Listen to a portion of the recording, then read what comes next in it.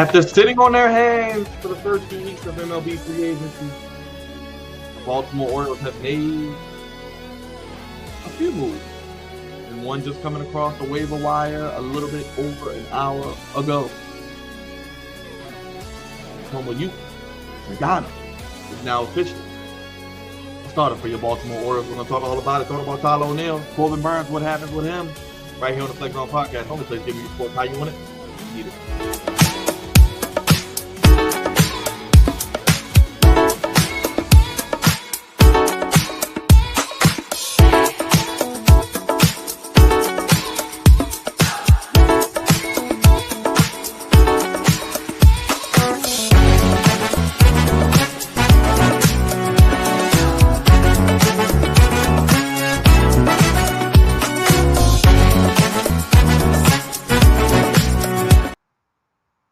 What is going on, Flex Zone family, Baltimore Orioles fans, Birdland? Back on the Flex Zone Podcast with an emergency live stream right here on the Flex Zone Podcast, the only place giving you sports how you want it, when you need it. God's favorite host back again with another Baltimore Orioles. We're live streaming. We're live. We are live right now on YouTube. An emergency stream coming to you with the breaking news. Baltimore Orioles have made a signing. They've signed a pitcher, Tomoyuki Sugano from Japan. The Japanese-born pitcher is now a part of the Baltimore Orioles rotation, and he will slide in to be one of the 5 arms going into the 2024 season. So I thought it'd only be right to come on here and talk about it with you guys. Now, everyone has been up in arms. A lot of the people on social media, a lot of the Orioles fans, a lot of the people who cover the team, even myself. We've all been in a situation where we feel like this team really has kind of sat on their hands so far. They really haven't done much, in my opinion, to really encapsulate the fan base. We know last year it took patience. And I think that's something we have to stress. We have to preach.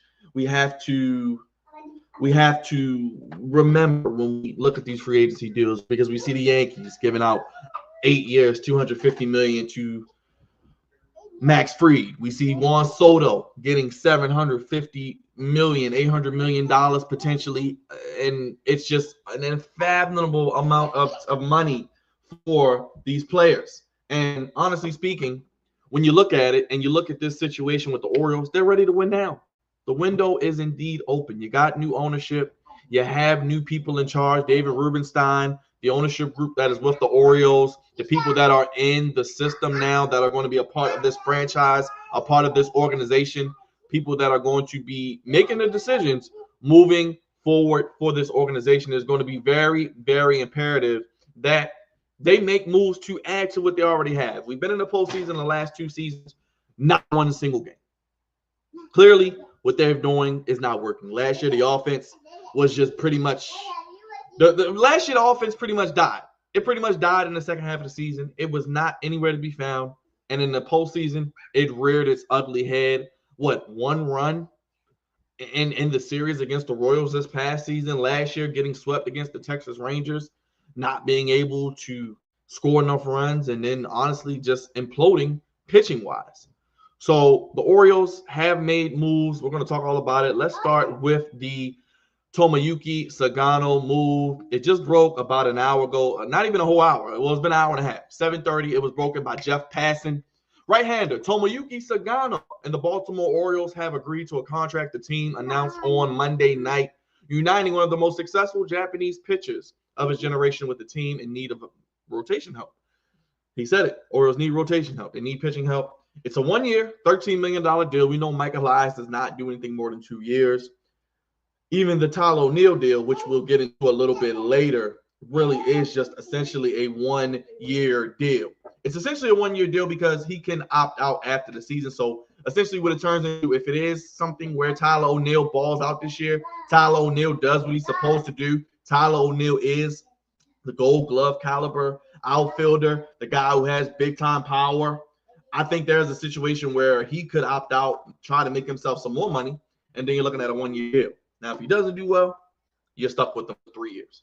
Now, with that being said, I do think it's very, very important to look at this move. 35 years old is Sugano. I think, 14 years old? 14 years older than a lot of Orioles players. I mean, they're only, 21, 22-year-old. And he's 35 years of age. He's a two-time winner of the Saramura Award, ninth in professional baseball's equivalent to the Cy Young. He came to baseball nearly in 2020. He was posted in December 2020 as the Yomiuri Giants posted him. He never signed, returned back to the Yomiuri Giants, and performed almost as well as in his Samara winning 2017 and 2018 season. So he won two back-to-back. He won a back-to-back Cy Young, 2 straight years. 24 starts this year. Sugano went 15-3, 1.67 ERA, 156 and 2/3 innings. He struck out 111, walked only 16, and allowed 6 home runs. Sugano's fastball sits around 92 miles per hour. 2/3 of his pitches were off speed, a mixture of slider, cutter, curveball, and split finger fastball. So he throws fastball around 92 miles per hour. That's a little bit below average, but location is important with pitching, so it's all about location. And he throws a lot of off speed. So two-thirds of his pitches were off speed. Slider, cutter, curveball, and a split finger fastball. Baltimore has canvassed the free agent market for pitching this winter, looking to solidify its rotation with Corbin Burns, a free agent. We'll get into Corbin Burns in a second. Right-handers Kyle Bradish and Tyler Wells will be returning from reconstructive elbow surgery, so we probably won't see them until maybe after the All-Star break. And honestly, right now, what we got going into the season, Zach Eflin, Grayson Rodriguez, Dean Kramer, and now Sugano. So those are going to be your 4 guys right now. Zach Eflin, Grayson Rodriguez, Dean Kramer, and Mr. Tomoyuki Sugano. Now, that does leave, obviously, an option open for a 5th spot. Is that Trevor Rogers? Is that, I don't know, are they going to sign someone else? Do they maybe now turn their attention to the trade market, potentially, with the amount of prospects? Well, honestly speaking, the Orioles farm system is kind of not as strong as it once was. It's not number 1 anymore. Still some good players. Samuel Basayo, we still got guys like that down below. Enrique Bradfield Jr. But the depth, especially at the top, is not what it once was. So really trying to go out and get a trade, it's going to probably cost you Kobe Mayo, Heston Kjerstad, Samuel Basayo. I personally would keep Basayo if no one else. Mayo, Kjerstad, if they're going to get you a controllable frontline starter, then you might make that move. Now, we will get into Corbin Burns. Corbin Burns is still a free agent as well. And they are not out of it yet. We saw the Dodgers sign Blake Snell. We saw Max Fried go to the Yankees. We saw Garrett Crochet go to the Boston Red Sox for 4 prospects. So I believe the front runners are the Giants. He is from the San Francisco. Well, he's from the West Coast. He's from Arizona. But I don't think the Diamondbacks are going to sign him. But he's from the West Coast. They're saying the Giants. I'm hearing the Toronto Blue Jays, and the Baltimore Orioles. I think those are possibly the 3 teams in on Corbin Burns. We'll get to Corbin Burns in a second, but back to Mr. Sugano. 3-year, $49.5 million deal for Tyler O'Neill, and Sugano's 1-year, $13 million deal. The 2025 payroll is estimated to be around $110 million. The pitching market has proven hot early. Alex Cobb got a 1-year, $15 million deal from an Oriole, and now Max Fried, 8-year, $218 million. Now, Sugano is no spring chicken. He's entering his 13th season. It is a less pitcher-friendly ballpark, obviously, at Camden Yards. The left field wall was moved back. It's now moved back up. And Sugano is a heavy ground ball pitcher. I was just going to say, with that pitch selection, a lot of off-speed, a lot of breaking balls, a lot of fastballs that aren't blow-by-you type. He seems like a ground ball type pitcher. And that's what we're here. He induced a 51% ground ball rate this year. So that is great. That is great for Mr. Sugano, because if you're getting 51% of your pitches ground balls, the Orioles are pretty decent defensively. You still got Gunnar. You got Alley behind the plate. You got Westberg, who'll be healthy. I'm guessing you're going to have Urias, Jackson Holiday, Mountcastle. You got good defensive pieces. Mateo should be back. Gary Sanchez is now there. I don't really know what to make of him defensively, but he's another right-hand bat. So you look at Tyler O'Neill real quick. And honestly, going back to the Corbin Burns trade, that trade was not made until February.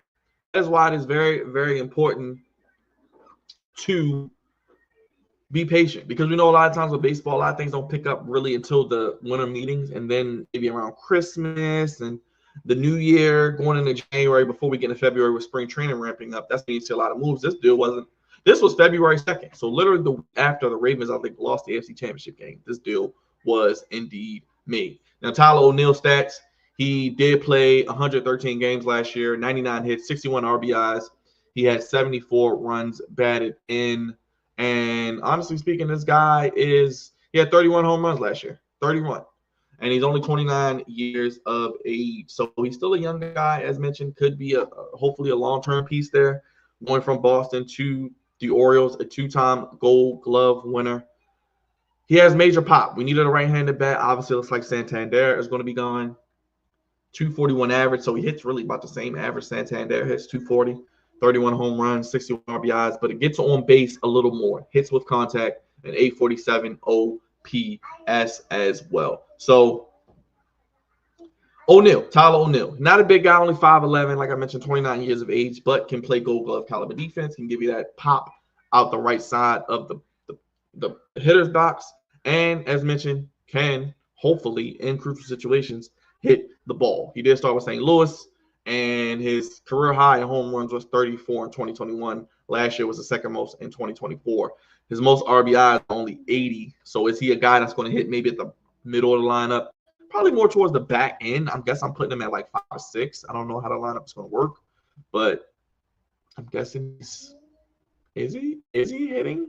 Is he hitting in that 4 hole? I mean, Santander with the cleanup there. Is he hitting 4 or 5? Possibly. Like I said, he's a right-handed bat. You got Mullins possibly now batting 9th. I guess Gunner's going to continue to lead off, Adley behind him. So there are a lot of ways that they can go with this. There are a lot of ways that they can maneuver the lineup. So I'm intrigued. I'm not really more or less really worried about the offense as much. It's the pitching.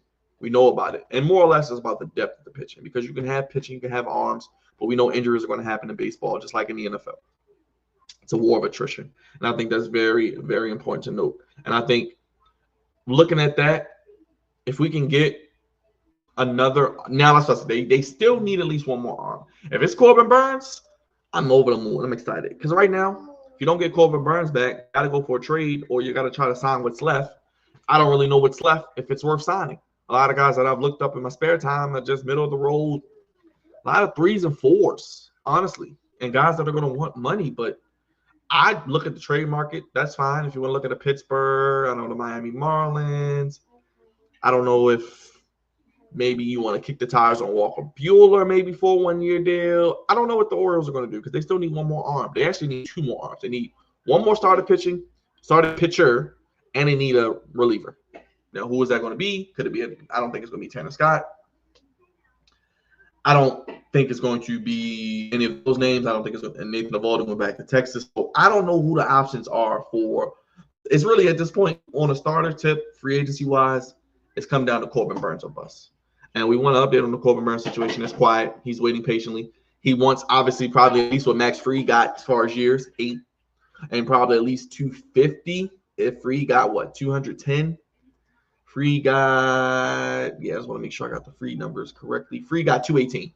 So you know Burns is going to want 230 to 250 minimum. And that's at least 8 years. So you're looking at probably around 50 a year. Do the Orioles pay that? I don't think they, like I said, ultimately I think inevitably they lose Santander and they lose Burns. How do they replace that? You see Santander, they're going with Tyler O'Neill. Cool. I can handle maybe losing Santander more than losing Corbin Burns, because you lose an ace. You lose one of the best 5 to 6 pitchers in baseball, in my opinion. You lose a guy that you saw in the playoffs can go out and give you 8, 9 innings of 1-hit ball, 1 run. He can get you to where you're trying to be. You can give him the ball every 5th day. He's going to hit the post over 30 times a year. Has not had any major injuries. Still not the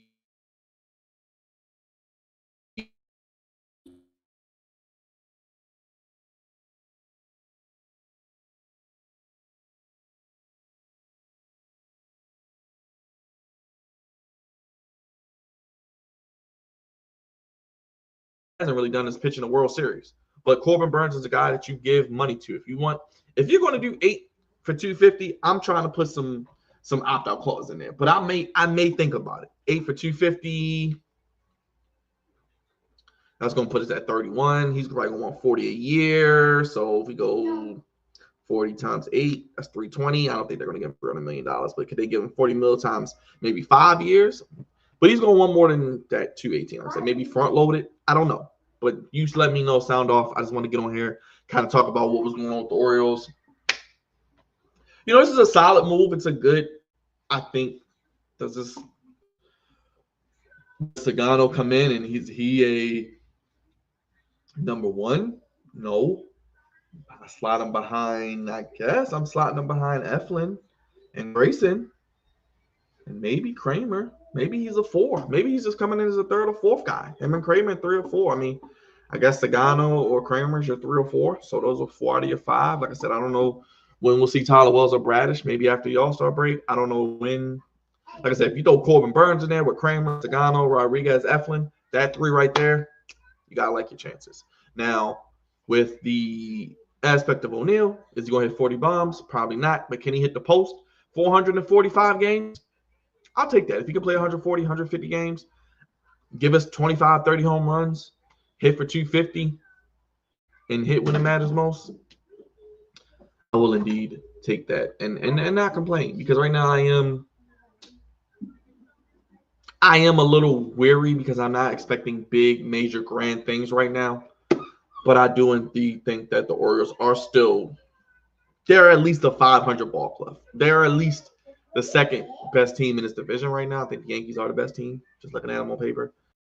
The Red Sox are coming for number 2, in my opinion. We'll see what happens this year. But I'm giving them a solid C+ right now. I give them a C+. They address some needs. They got a starter. Now, Sugano, a guy maybe that could even slide into the bullpen if needed. That could happen. I don't know if that's something he wants to do, but it's a 1-year deal, low risk, high reward. Could he go out there and, like I said, pitch and help you win some games? That also, too, could very well happen. I don't know. We'll let it play out. I think if they can go out and still get Corbin Burns, that odds me. I think that keeps you right there in the mix in the division, and it keeps you right on that list of teams that could probably go out and win a World Series. You got Eflin going to a free agent year. Grayson Rodriguez, if he hits the post, he's good. Kramer has been consistent the past couple of years. And Sugano. So like I said, Trevor Rogers, you still have those guys. You got Tyler Wells and you got Bradish coming back later in the year. But, hey, let's see what they do in the bullpen. I think they could use another starter. Hopefully that's Corbin Burns, and maybe sign a reliever for a 1-year deal. Maybe bring back Coulomb. I mean, you let Jacob Webb go. Could you bring back Coulomb maybe for cheaper? I don't know. We'll see. It's going to be intriguing. I'm not going over the moon. I'm not jumping out of my seat. I am intrigued to see what they do. I'm glad that they're finally dabbling in the international market. They're flirting with international free agents. I think they're still in a lot of situations. They're still in the mix. They're still in the mix for Corbin Burns. I'm not going to say they're out of it, but I do think inevitably, I guess he signs with the Giants. But I think the Orioles are one of the 3 or 4 teams on that list. We'll see what happens there. And I think the Orioles right now are still a 500 ball club. I'm not putting them over the moon. You get Corbin Burns back, then we can talk. And then we can talk about, okay, we're in the playoffs again. What can they do to upgrade this team and really get over the hump? But we'll see. We got to let it play out. We can't be greedy. We can't be impatient, Orioles fans, Birdland. We have to trust the process. They didn't make the Corbin Burns trade until February. A lot of names are still sitting on the couch, and they're going to be sitting there until January. It's the holiday. It's almost Christmas, so things may slow down after this week. But I think Corbin Burns probably won't make a decision until after the Christmas holiday, probably before the New Year. Maybe heading into the New Year, right before the New Year. But we'll see. I think if the Orioles want to give him, it looks like it's going to start at 8 years. So are we going to give him 250 for 8? Is he going to take that? That's 31. If he does, maybe opt out at the 4 or 5. He can get another bite of the apple again, another piece of the pie. And he can be a very, very rich man. And, of course, Scott Boras is his agent, the slickster himself. So you really can't put too much into what he says or does. But all accounts, he loved it here. Win. Scott Boras loved it here. Scott Boras has nothing good to say about Orioles. Henderson. So we'll see what happens. I think Tyler O'Neal, he's a hurt guy, but if he's on the field, he could be, like I said, a boom or bust. He could hit 240 and only hit 15 home runs, or he could hit 250 and drop in 25, 30 home runs. So I'm intrigued to see what happens. Yeah. A lot of things are adding. And it's the have and have-nots in baseball. So it's going to be interesting to see what happens moving forward with the rest of free agency. Where does Santander go? Where does Corbin Burns go? What do the Orioles do? They're not done yet. By no means are they done. I think now this is something to maybe an early Christmas gift to the fan base, just to let you guys know, hey, we're doing things. We're not sitting on our hands. We aren't just letting guys sign with other teams. We're not making competitive offers. We are being aggressive. And we're going to spend money, and we're trying to lift off this offseason. Obviously, they're not doing the long-term deals. Like I said, maybe they can go and get a 1-year front-loaded deal. They're giving $13 million to Mr. Sugano. Could they give a reliever another 10 or 15 for 1 year to solidify the bullpen with the mountain coming back? A lot of ways they can go with it. So we'll see. We shall see. But God's favorite host, make sure you guys swing for the fences, hit that subscribe button, button that bell to know when all of our content drops. Orioles content 365 throughout the offseason. Spring training, which is literally 2 months away. Make sure you sign off in the comment section. Let me know your thoughts. Vote on the poll. Make sure you throw first base. Throw that thumbs up. Leave us a like. It helps us out tremendously. Let me know your thoughts on this video. Content galore. Saturday night's main event. AEW Dynamite. SmackDown. Saturday night's main event match previews. Ravens pregame. Ravens postgame. Commanders postgame. Commanders preview. We got it all for you right here on the FX Home Podcast. Ravens, Orioles, Maryland Terps content. More of that will be coming as well. So sound off. Let me know what you're feeling. And we're getting ready for the Flex On Show 7 in about an hour. So tune in, hit that bell for notifications. Let you know when we're live. I'm going with a C+ right now. I think they're not done. They need to make a move or two minimum. I say at least 2 more. Get Corbin Burns, maybe get your reliever. If you don't get Corbin Burns, maybe make a trade. Corbin Mayo, Kerstead for someone, keep Sayo, and maybe try to go spend money on the reliever. We'll see. Sign off in the comment section. God's favorite host. More Orioles content coming to you right on down till we get to spring training and into open day 2025. Getting out of here, guys. Putting the kids to bed. We'll see you in the live chat. Reflection Office 470 and a few. Thank you guys for watching. Have a good day. Peace.